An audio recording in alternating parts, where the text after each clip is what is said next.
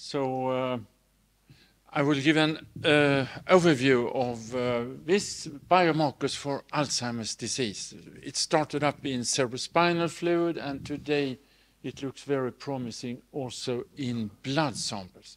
But let's start from the beginning. So why do we need these biomarkers? Then, of course, it's important to know which disease you have and to start treatments with the drugs we have today.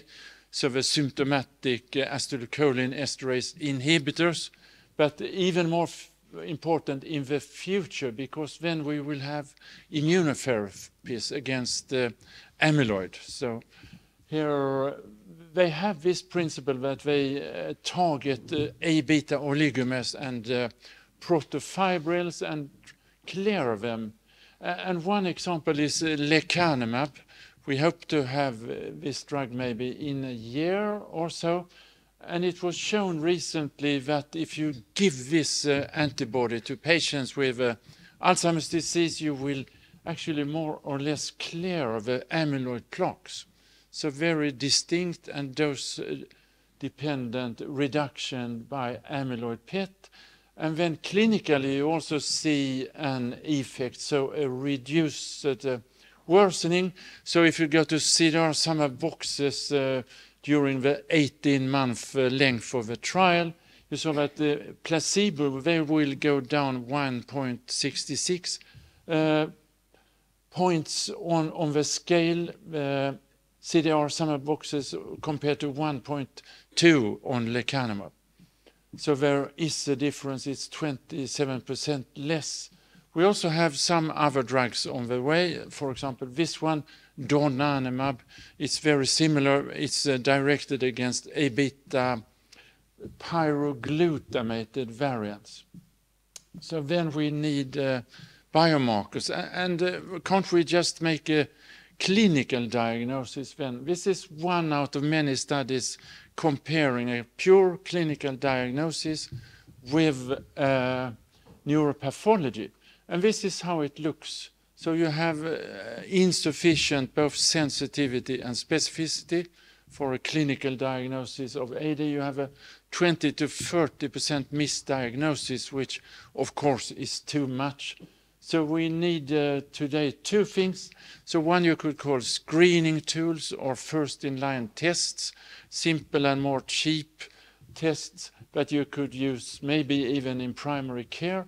And then you need more firm diagnostic tests that to verify brain amyloidosis and to make the diagnosis before you introduce this type of treatments, and that will most likely be the case. So what do we have then in CSF?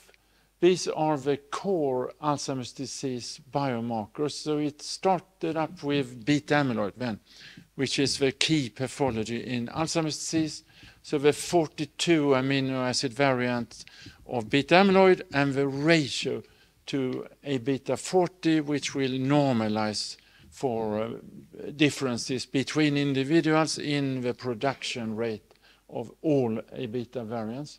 Then we have phosphorylated tau, and in cerebrospinal fluid it was phospho-tau 181, so one of the variants. And then we have the same protein but the non-phosphorylated form, total tau we call it, which is a marker of neuronal and axonal degeneration. So let's look into a little bit more detail into this. But first, how do you get these CSF tests? That is a bit discussed, of course, because you need to do a lumbar puncture. And isn't that dangerous and complicated? And so we know that the cerebrospinal fluid is the fluid you have here in the ventricles of the brain, and then in the subarachnoid space outside the brain, and it will flow down along the spinal cord so that you can make an incision here with a needle, and here you see a photo of how it looks in the clinic. And what you can see is you can get headache in some patients. It's maybe a few percent.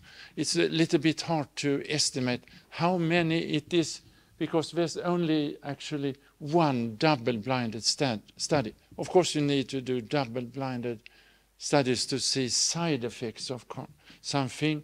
And in this study, they took or asked 100 volunteers to either do a real lumbar puncture or a sham lumbar puncture. Sham means that you take the same needle, you put it into the skin here in the back, and then you wait for 10 minutes, and you showed the patient a tube with water, saying that here is the CSF, it looks good, and so then the next day someone else, another doctor, interviewed the patient, and actually there was no difference in headache or back pain or any other thing between standard LP and sham LP. But you see this rarely, and it's especially maybe in young patients who have a history of headache and anxiety. But in principle, you could say that it's a routine procedure in medical care. So let's look at the biomarkers then. It started up with ELISA methods, and they were called, or are called, the InnoTest ELISAs. And here you see the total tau variant. What you find is an increase in AD due to the degeneration that releases total tau to the CSF. So it's a marker for the intensity of a neurodegeneration. For A-beta 42, it's the opposite. There's a decrease instead, so it goes down because this peptide gets stuck in the amyloid plaques in the brain, so less will come out to the cerebrospinal fluid. And then you have phospho-tau, in this case phospho-tau 181, and there's an increase also in phospho-tau. In these studies related to the phosphorylation state of tau and hypothetically also to tau pathology in the brain. And this type of results have been verified in quite a number of studies. This is a meta-analysis and review we published in 2016. So there we went through all studies from start up to this year. And it was very consistent that there was an increase in total tau, there's a decrease in A-beta 42, and there's an increase also in phospho-tau. So actually all studies except one found this. One study found the reverse, but never mind. This is how it is. So very consistent data, you could say. But how about early disease? Because if you want to give this type of drugs, you should start as early as possible when you have only memory problems and MCI. And this is the first study done by Oskar Hansson in Lund in Sweden with a really long clinical follow-up, up to 7 years, where they can be really certain which MCI patients are stable, who will develop AD dementia, and who will develop other diseases. And you see the performance of A-beta, phospho-tau, and total tau was really good, with high sensitivity and specificity. And this type of data has been verified in quite a number of large multi-center studies in the coming years. For example, the SCREPA study in Europe, ADNI study in United States, and many other. So it looks like we can use these CSF biomarkers very early on in the MCI stage, which is good. Then came something that helped a lot the fluid biomarker field, I would say, and that was PET scans. Because then you had something to compare with, like a gold standard. So amyloid PET gold standard. And there started to come studies comparing CSF tests with amyloid PET. And this is one out of many. They often showed quite good performance, so maybe 90% agreement or concordance. In this study, there was something unique, and that was a repeat amyloid PET scan after 2 years. because it often looks like this, that you have one group of patients with positive both CSF, A-beta and amyloid PET, one group with negative biomarkers, so the controls you could say, but then you have this group with low A-beta but a negative PET. And why is this group there? In this study they showed that this group will actually accumulate more amyloid in the brain during the follow-up period, so that they in principle will become positive, and that the biomarkers move like this, starting with normal CSF A-beta, then it drops down, and with time also the PET scan becomes positive. So it looks like the CSF test is a little bit earlier than amyloid PET. So that was A-beta in CSF. How about phospho-tau? And this is quite a similar study. It's a comparison of phospho-tau in CSF with tau PET instead. And here you see the results. So you have two variants of phospho-tau in CSF. One is called 217. That has been quite, that's like a golden boy of blood biomarkers for AD, but of course you can measure it also in CSF. And then you have a standard one, 181, and tau PET. So you see that in negative, so amyloid PET negative controls, you have normal levels and a negative tau PET. Then phospho-tau starts to increase in CSF, and then tau PET becomes positive as well. So quite similar to A-beta and amyloid PET, you could say.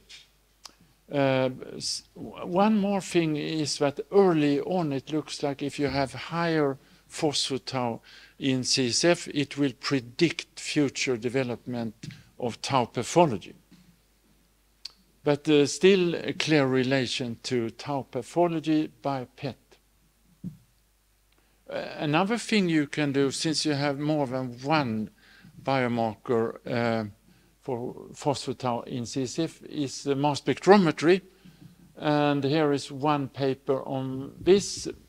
One thing you don't need when you do mass spec of phospho-tau in CSF is antibodies, because you can do antibody-free mass spectrometry, and then you measure the phospho-tau peptides. So it also doesn't matter where these small phosphopeptides come from. Is it from full-length tau or from smaller fragments?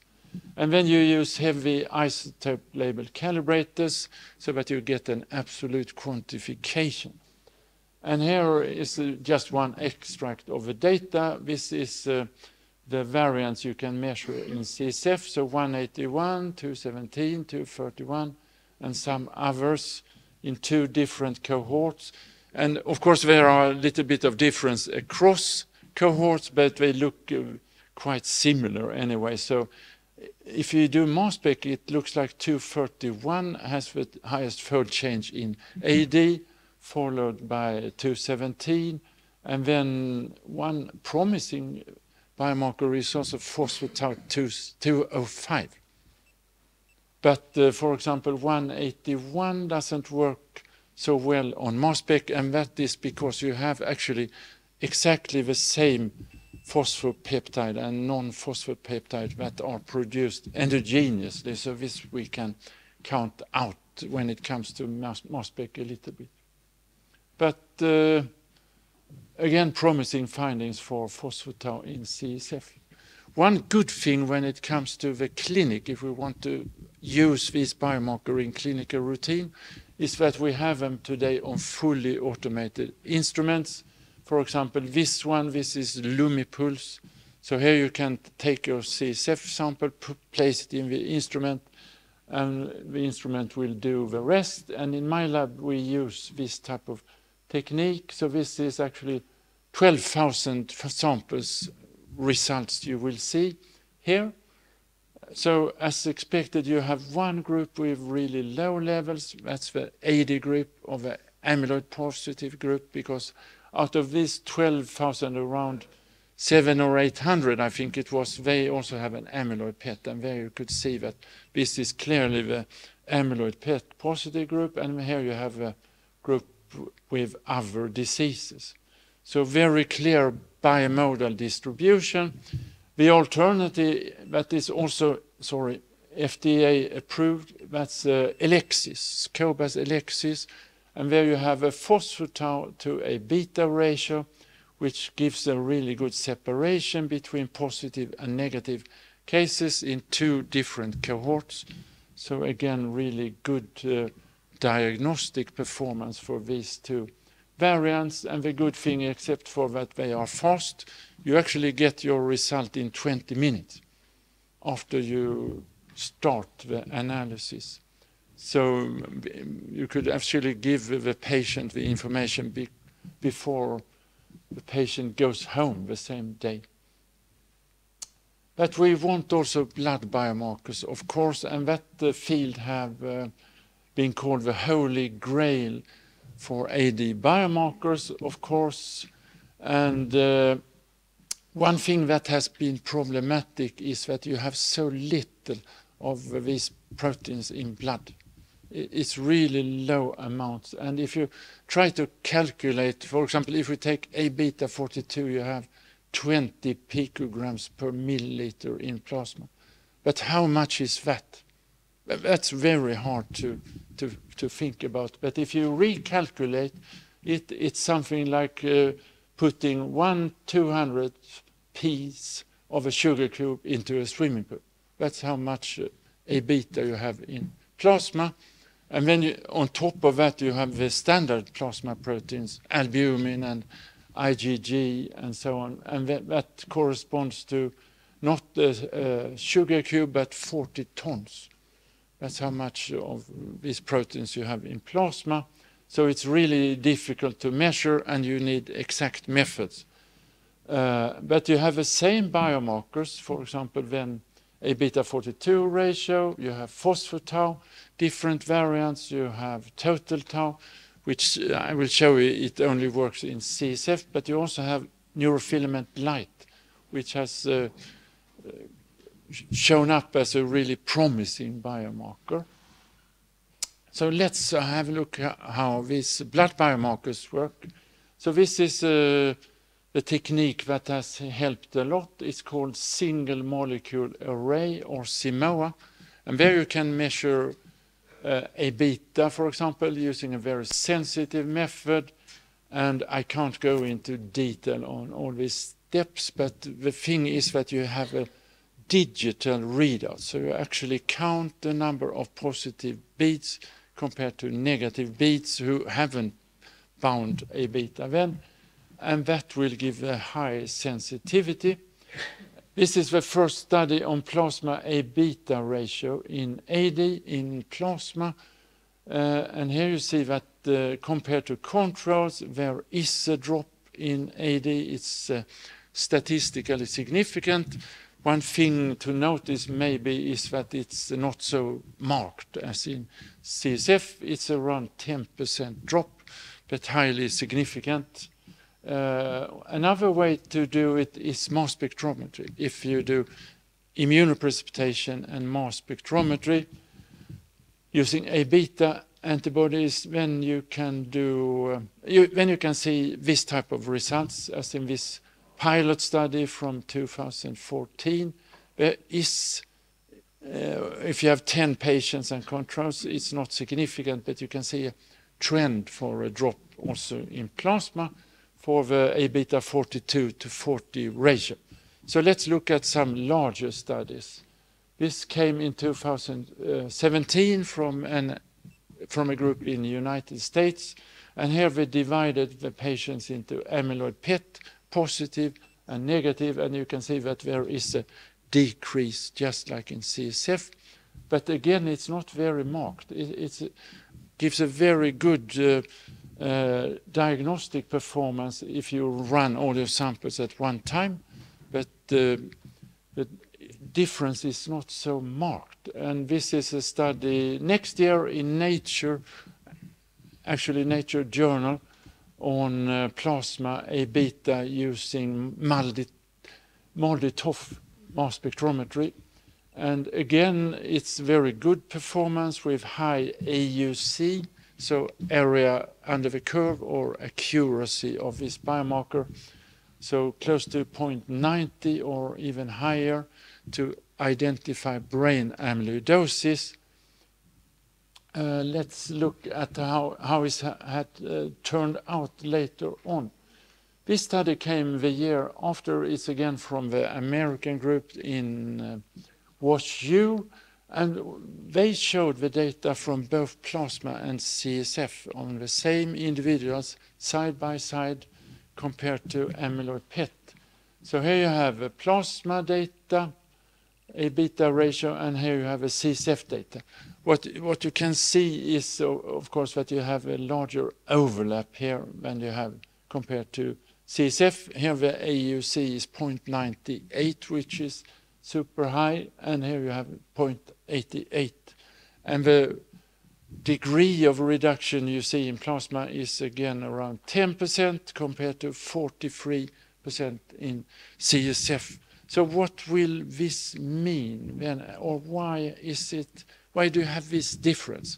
You have a really exact method to quantify plasma A-beta, but you don't see a big difference. Maybe the explanation is here.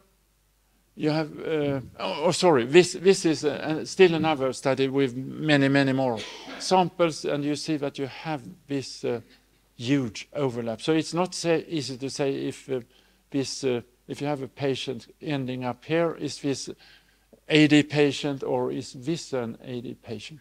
I wouldn't dare to have this method in the lab, actually. And it's method independent. So even if you do mass spectrometry or if you do immunoassays, it looks the same. You have around 10% reduction. And why do I keep talking about this? Because in the US, they actually promote this test as a clinical test, and they are making, giving information out to patients based on this type of data, which is maybe something we wouldn't do in Sweden or in Europe or in France. So why is it like this? Here you see the explanation. I think, is there any correlation between CSF and plasma A-beta 42? For example, this is the correlation you have. And here you have, but if you use mass spec, maybe you would say, isn't it better then? Here you see the mass spec data based on the American group. Then you see there's no correlation at all. R of 0.02 and 0.08. And why do you have these low correlations? It's most likely because you have a peripheral production of A-beta. So it's produced in platelets, in muscles, in other tissues, and not only from the brain. And this will, of course, cause a problem with this type of overlap. And we call it the robustness issue. So robustness is something you need to consider when you want to have this type of biomarkers into clinical routine. Because in research, what you do often is that you have your cohort, you have your method, you run all the samples at one time point, you put all the data into your Excel program, and then you find the best cutoff, and you calculate the AUC values and so on. In clinical routine, it's the other way around. There you need to set your cutoff first, and then you need to keep this stable, and then you start to analyze samples. And if you then have some separation between patients and controls like this, then you will have difficulties, because you need to have a better separation to compensate for possible pre-analytical factors.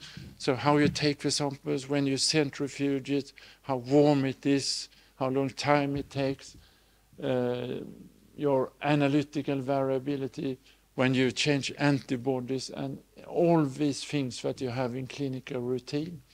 And then it will look like this, that even if plasma A-beta starts high, if you introduce a little bit of variation, then it will drop because it will not work well as a biomarker anymore. And there are some really big diagnostic companies that had really excellent methods for plasma A-beta, but they didn't continue due to this robustness issue. So they closed down all of the work they have done and all the millions they have invested in this due to the robustness issue. And this is just one more slide on this. This is from the A4 trial in the United States.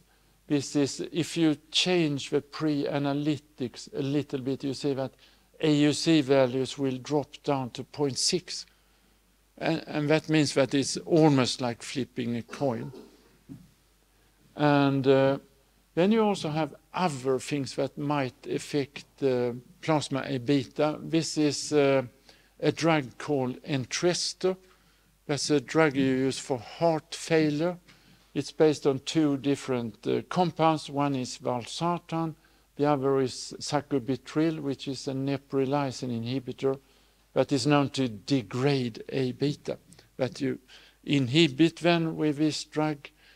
So there are 5, let's take US numbers. You have 5 million patients with Alzheimer's disease in the United States, and you have 5 million people with cardiac failure.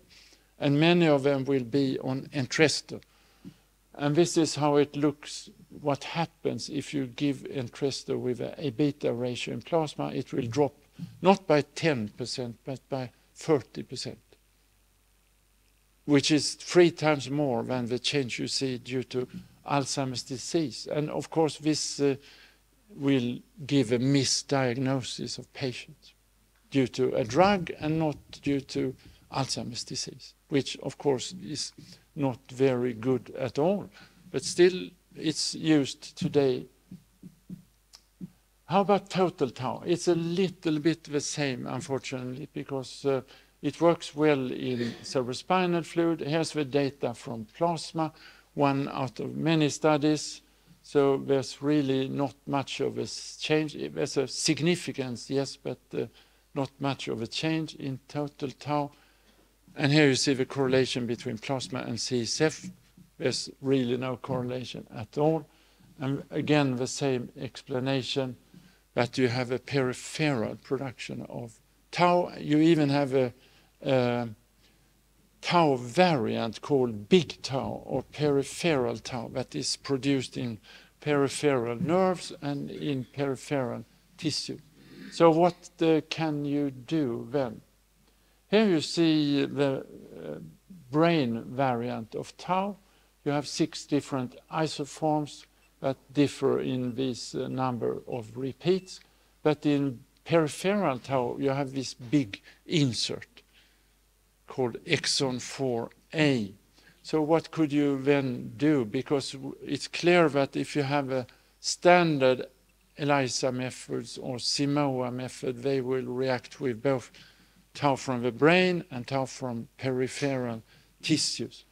So one thing you could do is to make this type of antibody that have an epitope from both exon 4 and 5, and that can only react with tau from the brain. And let's look how it works if you have a Simoa assay then for brain-derived tau.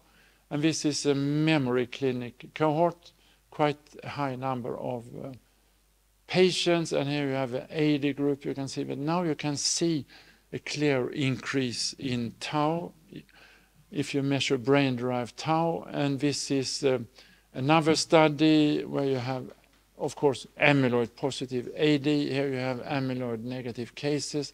Here you have those who have a rapid progression. So it's a marker for the intensity of neurodegeneration, this brain-derived tau variant, if you measure it in blood, just like total tau is in cerebrospinal fluid.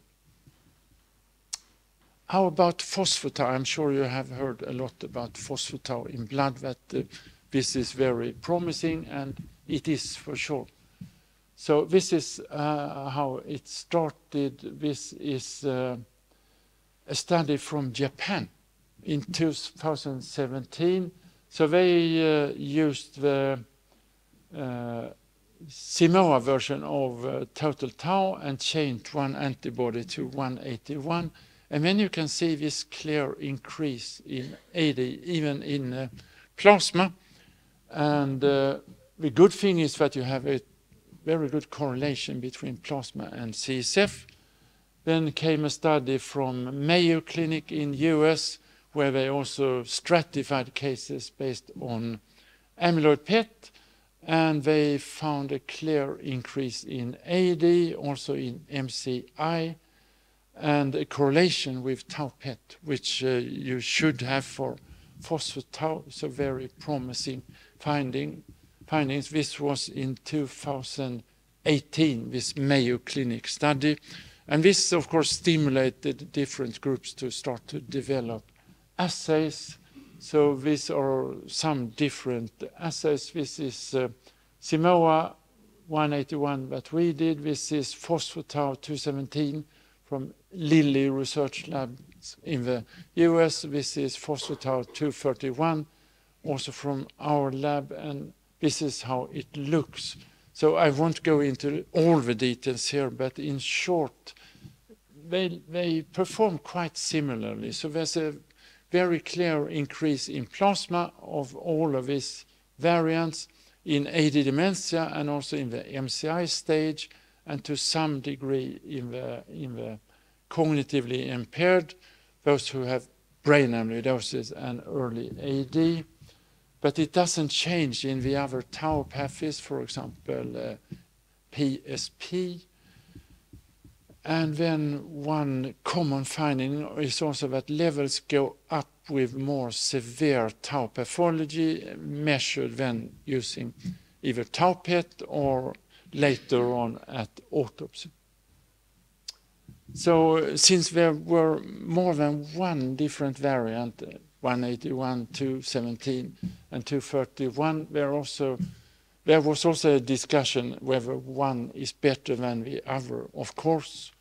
And this is one study that also comes from the Lilly team in United States. So they made two very similar assays, one for 181 and the other one for 217.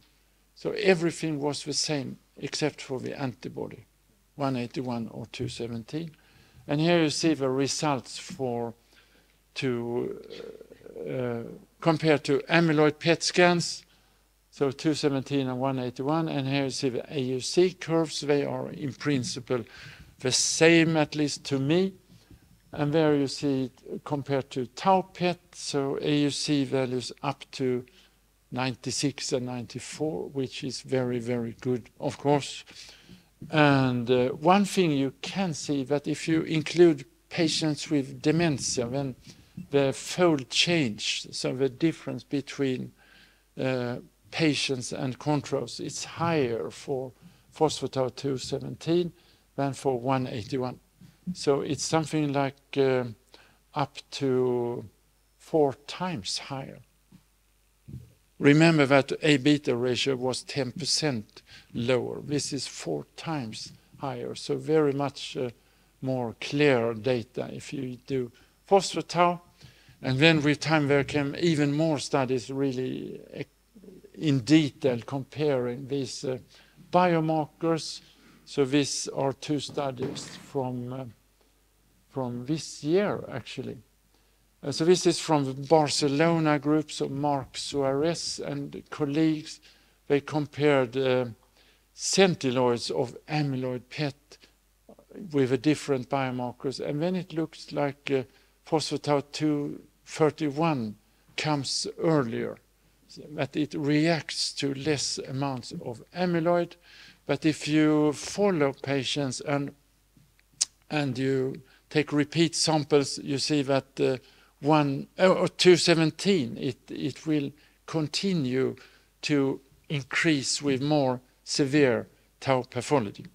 So based on these studies and others, it looks like 231 comes earlier and 217 have a more marked change with time.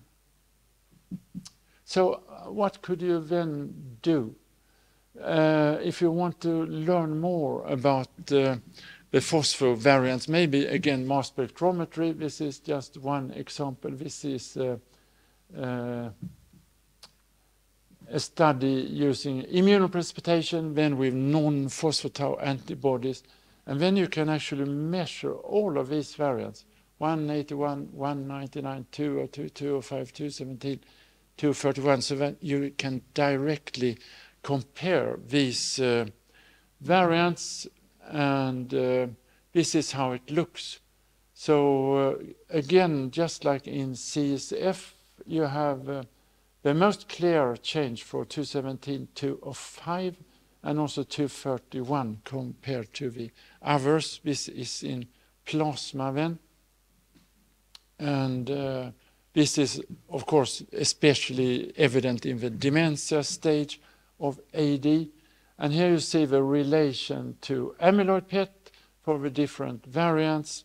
So you see that 217 is in the lead. And here you see the same thing for tau PET.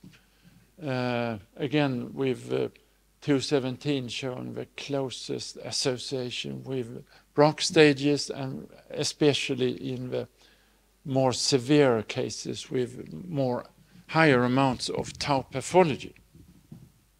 So these type of associations with PET scans, especially with amyloid PET, that you see this clear relation to amyloid pathology, also initiated a discussion what phospho-tau in blood actually stands for. So is it an amyloid biomarker? We are actually we are measuring phospho-tau, but is it due to amyloidosis? This discussion came up, and what can you do to learn more about this? One way to do it, I mean, you can't really go to Alzheimer's disease, but because there you have both amyloid and tau pathology, right? But if you go to other diseases, like I will show you two studies.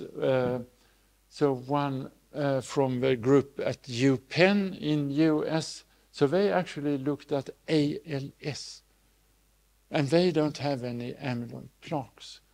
And there they could find that the ALS patients, they have high phospho-tau in plasma, just like Alzheimer patients have. If you go to CSF, it's only high in Alzheimer's disease and not in ALS. And this was shown to not be driven by possible co-occurring AD pathology with plaques and tangles. So then we have something we need to learn more about. So why is phospho-tau high? Maybe this was a finding just in this specific study.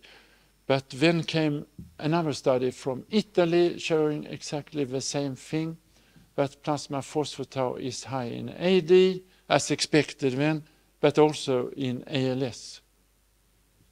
So there's something peculiar about ALS, maybe that is not related to amyloid or tangles. It's related to degeneration of motor neurons. So what could you learn more? Because could you then say, since phospho-tau in ALS is high in plasma, but not in CSF, can you say that, because that has also been discussed at congresses and so on, can you replace CSF tests by plasma phospho-tau? Let's have a look at how it looks. This is a round-robin study that is about to be published, so 10 different methods for phospho-tau 217, including mass spectrometry, Simoa assays, MSD, Elexus, Lumipulse, and so on. And if you see how the correlation is in CSF, it's very tight. In plasma, it's also very good, around 0.90. Most have. So everything looks good, but if you look at the correlation between plasma and CSF, so if you use the same assay and then you measure phospho-tau in plasma and CSF. And then you, as we all know, you can't have two different groups in a correlation. So you can't have healthy people and patients in the same correlation. You need to take out the controls, for example. So if you only have AD positive patients in different stages, then the correlation is not significant between plasma and CSF for phosphatase. So maybe we need to do more studies to really understand what phosphatase reflects. Are there other disorders we can look at? One disease is Niemann-Pick type C, which is a lysosomal storage disease with cholesterol accumulation in young people. And it looks like this, they actually have tangles. So they have a mutation, they have accumulation of cholesterol, and then they develop tangles. So how come? And how would their phosphatase levels look in blood? So we know from brain tissue studies that they have, it looks very similar to Alzheimer's disease, tangles, and they react with the same bodies and so on. And here you see a study on phosphatase 217 in Niemann-Pick type C, and they have really high phosphatase levels compared to controls of their age. So they don't have any amyloid plaques either.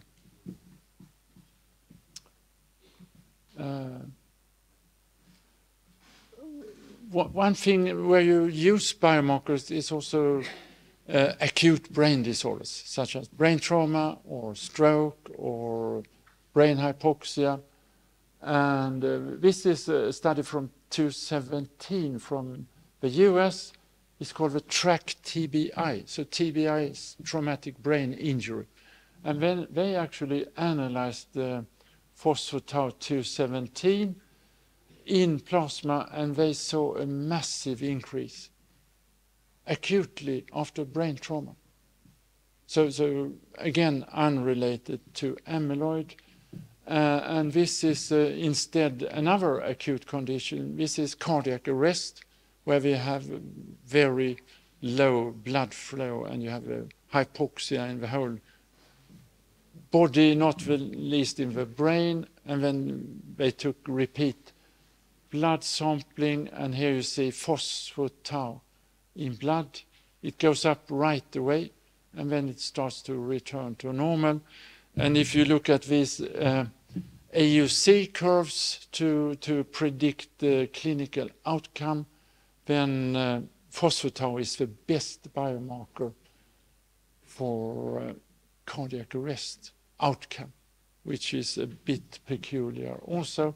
So what I'm trying to say is that I think we need to learn more about what phosphatase in blood actually stands for. Here is an animal. No, this is from young age. This is from the developing brain, and there we know that we have phosphorylation of tau, and this is to be able to have a neurite outgrowth during development of the brain. And this has been shown, for example, on this study. It's early on after conception. And here you see in newborns, phosphatase, it's even higher than in Alzheimer's disease in blood. So again, telling us that we need to understand this biomarker better. Here you have a peculiar condition. It's hibernating animals. You know, for example, ground squirrels or also bears. They not sleep, they hibernate during winter. And it has been studied that they actually have a phosphorylation of tau. You see, during summer and when they hibernate, tau immunohistochemistry, it looks a bit like tangles to me, right? And So we don't have this type of ground squirrels in Sweden, but we have another thing, that's bears. So we came in contact with a group working on bears. So metabolism, here you see one bear during the summer. He was caught with an arrow with a sedative from a helicopter. And then the same bear during the winter, when they found him again with a GPS tracker he got. And then you can take repeat samples in the summer and in the winter and measure, for example, phospho-tau in blood, 217 and 181. And if you don't believe in mesoscale or lumipulse, you can see the mass spec data here. It's very much higher during hibernation than during the summer. So, I mean, these researchers that work on hibernation, they think that this is some type of neuroprotective response to reduced neuronal function, so the neurons shut down, and then they get the phosphorylation of tau to protect the neurons until they wake up, and then they clear this tau. One thing that these biomarkers have in common is that they go up with increasing severity. So here you see tau PET data, higher phospho-tau with more severe pathology. Here you see autopsy data, more tangles, higher phospho-tau in the blood in AD patients, and this is also true for 231 as expected. So how could we then use phospho-tau in the clinic? Maybe something like this, if you use a two-step screening workflow. And what do I mean by this? Here you see 217 data on the biofinder cohort in the MCI stage. So MCI stage, that's the stage we will try to treat together with mild dementia if we get the drugs, the immunotherapies, and then you can come up as, you know, to this type of performance, something like 90% AUC value, which sounds very good, of course. But then remember that 90% AUC also means something like 15 to 20% false positives. And if we are going to give a treatment that is expensive and where you may have side effects and where you have to have a patient coming every second week for an infusion, maybe you need higher accuracy for the diagnosis than this, but still you could maybe use it for some type of screening. So here you have again this data, and if you do something like this, that you have a two cutoff. So we have one for very high risk of having brain amyloidosis and AD, then you can have very few cases that are false positive. And if you have a threshold for low risk, you can have very few cases that are false negative. And then you have this group with intermediate risk for having AD and amyloidosis, and there you need to do something like a PET scan or CSF test. But still you will save to do maybe 60 to 70% of PET scans and CSF tests. So something like this, if you have a workflow for patients, identify high probability group, you have an intermediate group where you need to do CSF or PET scans, and you have a low risk group where you can exclude AD. Maybe this is something for the future if we should introduce phospho-tau 217 into the clinic. A good thing is that you can also see a response due to the treatment. So this is from the lecanemab trial. You see that phospho-tau in blood will go down with treatment, not to normal levels, but on the way towards normalization. And the same is true for donanemab. Here is from the donanemab trial, and again phospho-tau will go down by 23%. And maybe we can monitor treatment also using phospho-tau in blood. And then maybe we need more easy ways to take even blood. And maybe we can use finger prick testing. So when you have a small device, you can take a drop of blood, you can enter it into this card that you can dry and send by just standard mail. So you can even take the sample at home, and then you can extract the proteins and run, for example, Simoa assays or other techniques. And this is how it looks if you take standard blood samples or this type of capillary finger prick test. It correlates quite well. So maybe this is also something that you can introduce maybe in primary care. Many primary care units in some countries, they don't have centrifugation possibilities and can't send samples that are cooled down to the lab. Maybe if you are very far from a large hospital lab, and if you want to do repeat testing at home, maybe you can also use this type of finger prick test. So we have to see what the future gives, but I think it looks promising with both the drugs and this type of tests that you can use for screening and also for diagnostics. Thank you so much for listening.